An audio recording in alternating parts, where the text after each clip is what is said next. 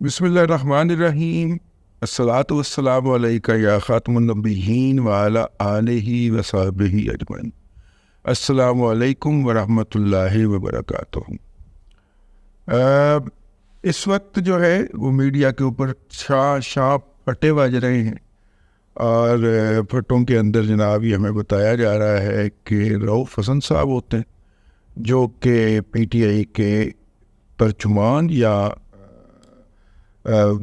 Secretary اطلاعات تھے اور یہ پی ٹی آئی کے اندر 9 مئی کے بعد شامل ہوئے تھے. یعنی فواد چودھری اینڈ کمپنی کے پی ٹی آئی سے کنارہ کشی کے بعد جو خلا خالی ہوئی تھی وہ انہوں نے پوری کی تھی. یہ بندہ 2019 میں پوچھتا پھر رہا تھا کہ پی ٹی آئی کا کوآرڈینیٹر کون ہے, اور وہ ایک وقت کے اندر پی ٹی آئی کا سب سے بڑا جو تھا وہ عالم بردار بن گیا. یہ رؤف حسن صاحب جو ہیں اچھے فیملی بیک گراؤنڈ سے ہیں, لیکن یوتھروں کے اندر ملنے سے پھر ان کو اس شدت کے ساتھ بھونکنا پڑتا ہے جس میں وہ اتنی شدت کے ساتھ بھونکتے ہیں کہ لرزش دم تک جاتی ہے. ٹھیک ہے, تو یہ انہوں نے بھی بھونکنا شروع کر دیا اور کہا کہ جناب وہ ٹاؤٹ کہا چیف جسٹس کو, اور گالیاں بکتے تھے پریس کانفرنس کے اندر بیٹھ کے, اور انگریزی کے اندر بھی اور اردو کے اندر بھی. تو پھر جناب لائن کراس ہو گئی. ٹھیک ہے, پھر اگلوں نے پھاڑ لیا اور پھاڑ کے پھر تویا, اور تو کہ آج کل ان کو نچوڑ کے ڈالا ہوا ہے سوکھنے کے لیے, اور وہ اس طرح بھی اپنا کام جاری رکھے ہوئے ہیں. تو جب وہ اپنا کام نہیں چھوڑ رہے تو پھر صاحب لوگوں نے کہا کہ یار یہ کتنے بلئی نہ لگ جائے, کتنے ساڑھے سیری نہ چڑھ جائے. ٹھیک ہے, ہاں, تو انہوں نے پھر جناب کہا کہ چلے جی جاری کرتے ہیں. تو یہ جاری ہوئی ہے جی میڈیا کو, اور اس کے اندر اپنا یہ رؤف حسن صاحب جو ہیں یہ رابطے میں تھے کئی لوگوں کے. جو ابھی جو چیز جاری ہوئی ہے آج کے دن, وہ تو راہول رائے چودھری صاحب ہیں جی, ایک جرنلسٹ کم ایکٹیوسٹ کم میرا مطلب ہے کہ سوڈو انٹلیکچوئل ٹائپ کی چیز ہے. پاکستان میں بڑے اس طرح کے لوگ پائے جاتے ہیں. ایک آدھ کالم لکھ دیا کسی اخبار کے اندر, کالم نگاروں کی صف پہ شامل ہو گئے. وزیر اعظم اور صدر نے کالم نگاروں کو جب انوائٹ کیا اپنے کسی فنکشن کے اوپر تو ان کا نام بھی اس کے اندر آ گیا, اور وہ کشاں وہاں پہ پہنچ جاتے ہیں. یوں پاور کوریڈورز تک ان کی رسائی ہو جاتی ہے. پیسے کمانے کے لیے انہوں نے سیمینار کانفرنسز رکھے ہوتے ہیں جس کے لیے ان کو ملٹی نیشنل کمپنی کی شکل کے اندر سپانسرشپ مل جاتے ہیں. میں آپ کو طریقہ واردات بتا رہا ہوں. ملٹی نیشنل کمپنی کے جب سپانسرشپ ملتے ہیں تو ساتھ میں عیاشی کا ساز و سامان بھی ملتا ہے, اور وہ بھی سپانسرڈ عیاشی ہوتی ہے. یہ شراب بھی اپنے پلیوں نہیں پیندے, تو وہ سپانسرڈ شراب ان کو بدماشی عیاشی کے لیے بھی مل جاتا ہے.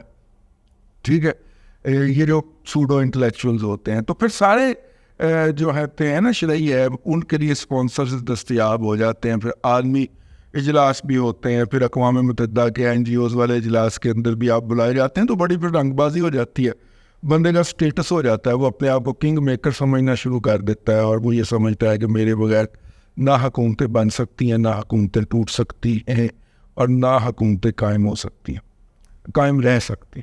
تو خیر جناب, یہ پہلے رؤف حسن صاحب جو تھے یہ راہول چودھری صاحب سے گفتگو کرتے ہوئے پہلے اور بھی بہت لوگوں سے کرتے ہوئے پائے گئے تھے, اور اللہ آپ کا بھلا کرے. پہلے یہ ریان گریم جو ہے یہ ایک امریکی صحافی ہے, اور ریان گریم صاحب جو ہیں وہ سوشل میڈیا کے اوپر بھی کافی ایکٹیو رہتے ہیں. اس کے علاوہ کرن تھاپر پاکستان کے اندر بہت سارے اینکرز کی اور میڈیا پرسنز کی جان ہے. ٹھیک ہے, وہ ایک صحافی ہیں, کمپیٹنٹ صحافی ہیں, اور اپنی اسٹیبلشمنٹ کا بیانیہ کندھے پہ اٹھا کے چلتے ہیں. مطلب کرن تھاپر صاحب جو ہیں, اور جرنلسٹ کو چلنا چاہیے. میں تو اس کو قطعاً کوئی برائی نہیں سمجھتا. جس ملک کے اندر وہ پیدا ہوا ہے یا جو اس کا آبائی وطن ہے اس کے ساتھ اس کی لائلٹی ہونی چاہیے, اور وہاں کے اسٹیبلشمنٹ کا بیانیہ چلنا چاہیے. میں اس تلاش میں ہوں بھارت کے اندر, بھلے وہ نوکری پہ قائم ہے یا بھلے نوکری سے نکالا گیا ہے, کوئی بھارتی جرنلسٹ جو ہے وہ جرنلسٹ کی بات ہو رہی ہے, انٹلیکچوئل کی بات نہیں ہو رہی. ارون دت رائے جو ہے وہ انٹلیکچوئل ہے, وہ جرنلسٹ نہیں ہے.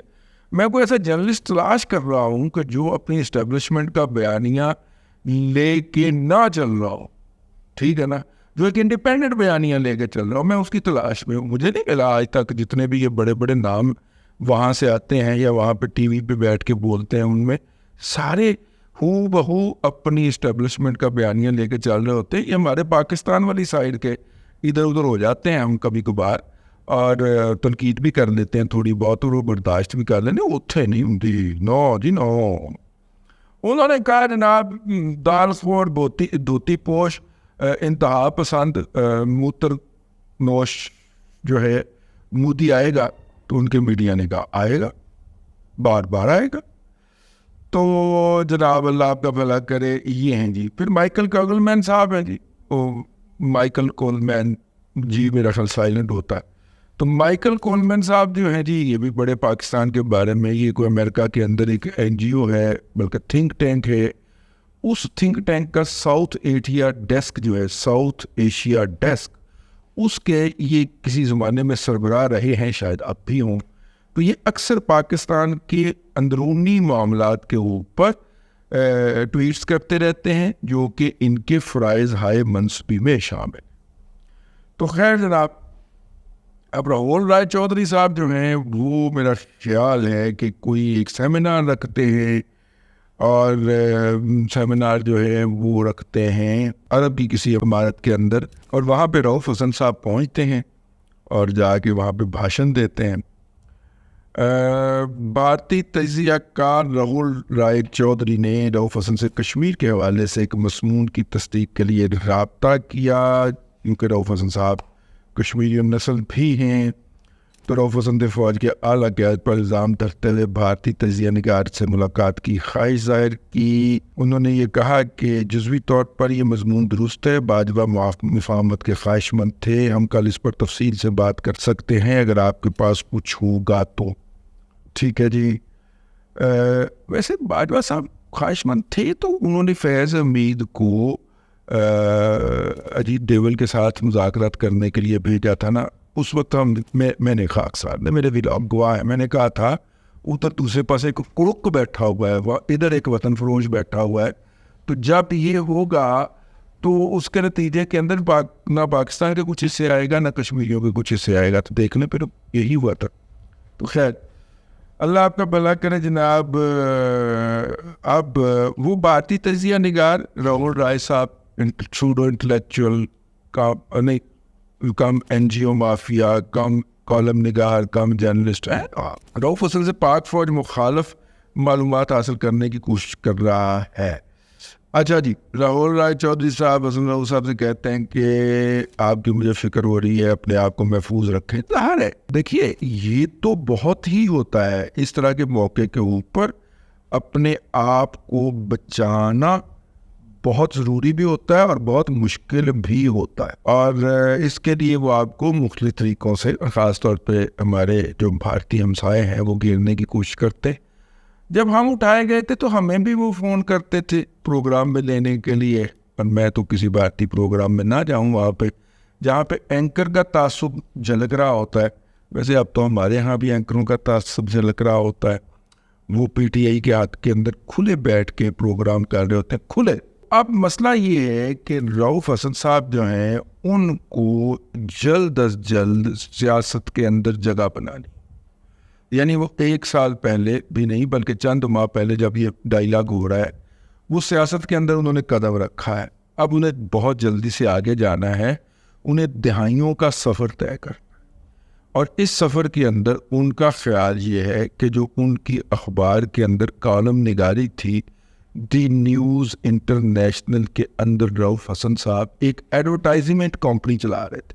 اچھا, ایڈورٹائزمنٹ کمپنی والوں کو بیچنے کا اور بکنے کا تجربہ بہت ہوتا ہے. میں اپنے تمام ایڈورٹائزمنٹ کمپنی کے دوستوں سے معذرت چاہتا ہوں, لیکن ایڈورٹائزمنٹ کمپنی والا مطلب ہم سوچیں گے کہ یار یہ بات میں کس طرح کہوں, ایڈورٹائزنگ والا سوچے گا کہ اس بات کے مجھے کتنے پیسے ملیں, اور اگر میں نہ کہوں تو کتنے ملیں گے, وہ اس کو اس طرح ماپ رہا ہوتا ہے. تو رؤف حسن بیسیکلی ایڈورٹائزمنٹ کا بندہ ہے. وہ جس سپیس کو ہم درد خون جگر دے کر سینچتے ہیں اخبار کی یا میڈیا کی, جس سپیس کو ہم خون جگر دے کر سینچ رہے ہوتے ہیں یا اس کے اوپر کیسے بات کہنی ہے, کون سی بات کہنی ہے, بچ بھی جانا ہے, میسج بھی چلا جائے, ہم یہ پلان کر رہے ہوتے ہیں. تو رؤف حسن جیسے نابغے جو ہوتے ہیں وہ اس بات کی پلاننگ کر رہے ہوتے ہیں کہ یہ سپیس کتنے میں بکے گی.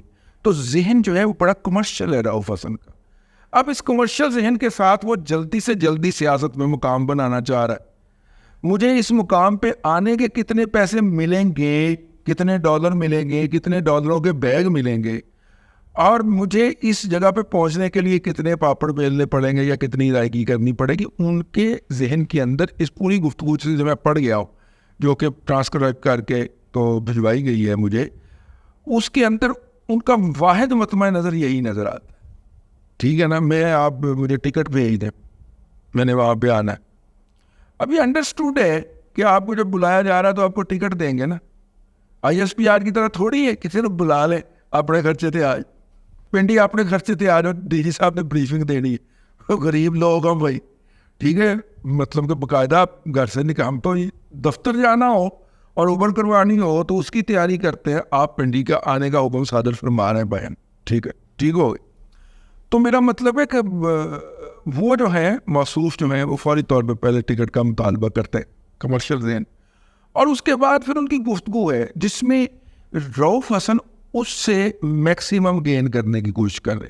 اور میکسیمم گین کیا ہے کہ یہ اگر کہیں کسی میڈیا کے اوپر اور کہیں میرا ذکر کرے گا تو میں وہ فوری طور پہ ذکر کاٹ کے یا اس کو ریکارڈ کر کے عمران احمد خان نیازی پیش کروں گا, دیکھیں جناب میرا کتنا بڑا مقام ہو گیا ہے, تو اگر میں تھوڑے کو 8 لاکھ روپے لے رہا ہوں, میری تنخواہ 12 لاکھ روپے کا ہے. تو وہ ٹپیکل 2 نمبر جو ہوتے ہیں نا, ہر وقت کمرشل حوالے سے سوچتے رہنے والے, رؤف حسن صاحب وہ آدمی ہے.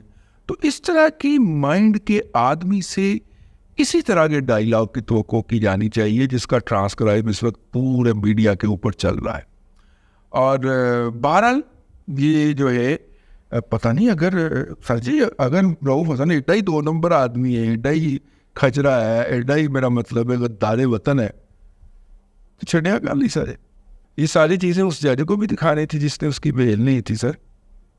ٹھیک ہے نا, بس میں دست بستہ عرض یہی کرنا سی سر, اگر نہیں 2 نمبر آدمی سے رہا کر لی گیتا سر. وہ جج صاحب کو دکھا دیتے, جج کی اکھوں میں ککرے پڑے ہوئے تھے. مطلب پروسیکیوشن آپ کی ٹھیک نہیں کام کرتی, اور ٹرانسکرائب ہمیں پڑھا کے ہمارا بلڈ پریشر ہائی کیے جا رہے. بہرحال میں بلڈ پریشر کی دوائی کھا دوں. اب تک کے لیے اتنا ہی, اگلی ولاگ کے اندر پھر حاضری ہوگی. اللہ تبارک و تعالیٰ کو آسانیاں عطا کرے اور آسانیاں خلق خدا میں تقسیم کرنے کی توفیق عطا کرے.